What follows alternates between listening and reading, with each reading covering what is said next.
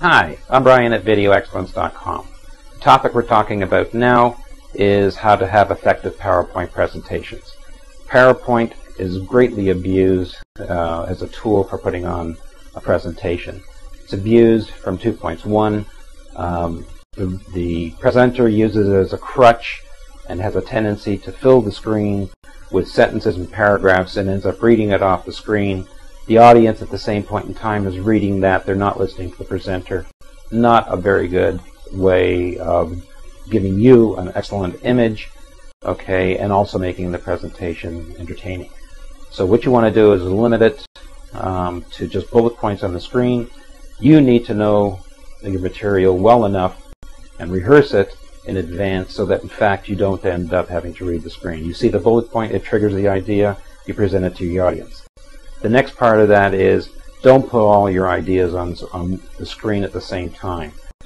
Reveal only what you're talking about at that specific point. So if you have 10 bullet points, you'll do one bullet point, talk about it, then bring up the next bullet point and talk about it, etc., etc. That prevents the audience from reading the screen ahead of time and not listening to you. The other points all relate to the technical aspect of PowerPoint presentations. One is making sure that the font that you're using is fully legible, it's large enough so that it can be read, that it isn't mice print. You want a nice clean font. We tend to move towards font like Arial font, which doesn't have the serifs, doesn't have curlicues. You don't want to get involved with script type fonts.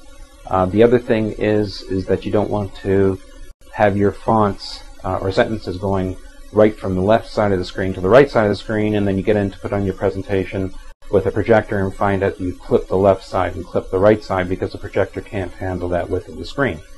What you want to do is have a safe margin at the top, the bottom, left and right sides, so the text doesn't go right from one extreme to the other.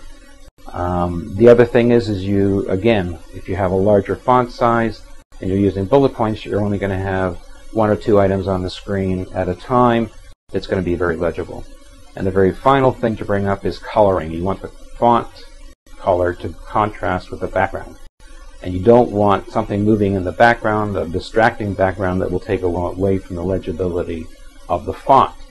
So keeping that in mind, you're going to have, like a gradient, a very fine gradient. You're going to have maybe a darker color in the background with a very light colored font, or the reverse. You might have a light color background and a very dark font. And one more point is, please keep your colors to something that isn't very garish. We don't want yellows and oranges and cyans and whatnot. They're very hard to see by the general public. Many people have issues with color blindness or variations on that. And when you project them, sometimes the projectors will wash out those colors. Hope that's been beneficial to help you make a good PowerPoint presentation. Hi, if you enjoyed that video, we've got 10 excellent topics on our website at www.videoexcellence.com. Sign up and we'll be glad to send them to you.